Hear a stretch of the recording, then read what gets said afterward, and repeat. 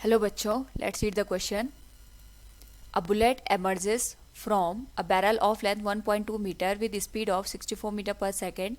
Assuming constant acceleration, the approximate time that it spends in the barrel after the bullet fired is, here we have given 4 options.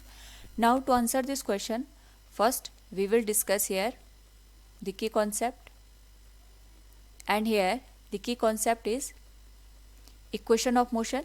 Basically हमारे पास जो equation of motion होती है, it relates the velocity, acceleration, time and displacement of a given object. 3 हमारे पास यहाँ पे basic equation of motion होती है. v equals you plus a T, S equals U T plus half A T square, और यहाँ पे हम minus का साइन भी यूज कर सकते हैं एक्सेलरेशन के साथ. It depends upon the acceleration और retardation of the given motion. And third one is used as v square equals u square plus 2as.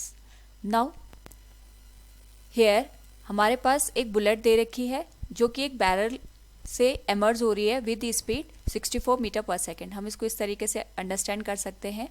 This one is the barrel. यहाँ पे जो बैरल की लेंथ है it is given as 1.2 metre. तो जब यहाँ पे बुलेट चलनी स्टार्ट हुई होगी तो इसकी जो इनिशियल वेलोसिटी होगी इट विल बी 0, और जब यहाँ पे ये 1.2 मीटर की डिस्टेंस कवर कर चुकी है उस पर्टिकुलर केस में जब ये एमर्ज होगी बुलेट यहाँ से, it will have a velocity of 64 metre per second.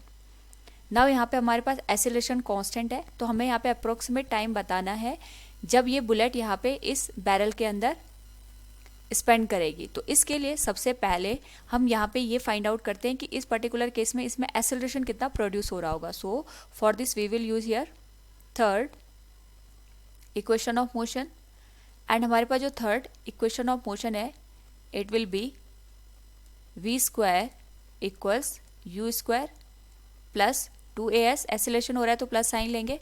जो v की वैल्यू है it is 64 metre per second, तो हम इसका स्क्वायर कर देंगे. u की वैल्यू 0 है, प्लस 2 इंटू ए हमें निकालना है. एस की जो वैल्यू इट इज़ 1.2 मीटर.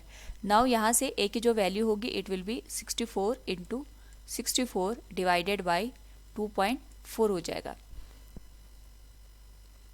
अगर हम इसको थोड़ा सिंप्लीफाई करके लिखें तो जो ए की वैल्यू होगी it will B 640 into 64 divided by 24.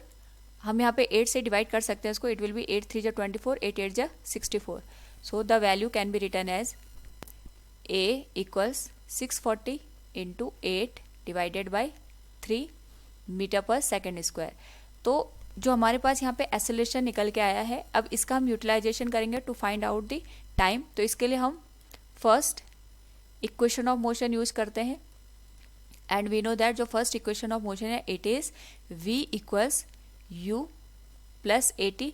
You तो 0 है, v की वैल्यू 64 मीटर पर सेकेंड दे रखी है, और a की वैल्यू हमारे पास हमने फाइंड आउट करी है it is 640 into 8 divided by 3, और हमें टाइम की वैल्यू यहाँ पे निकालनी है. तो the value of time can be written as 64 into 3 divided by 640 into 8. तो यहाँ पे ये कैंसिल आउट होके t will be equal to 3 divided by 80.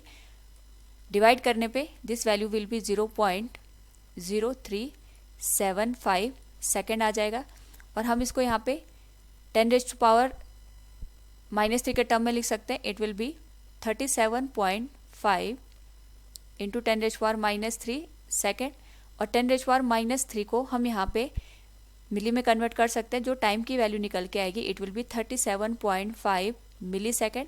Approximate value हमसे पूछी गई है, तो टाइम को हम यहाँ पे अप्रॉक्सीमेट लिख सकते हैं according to the option 40 milli second.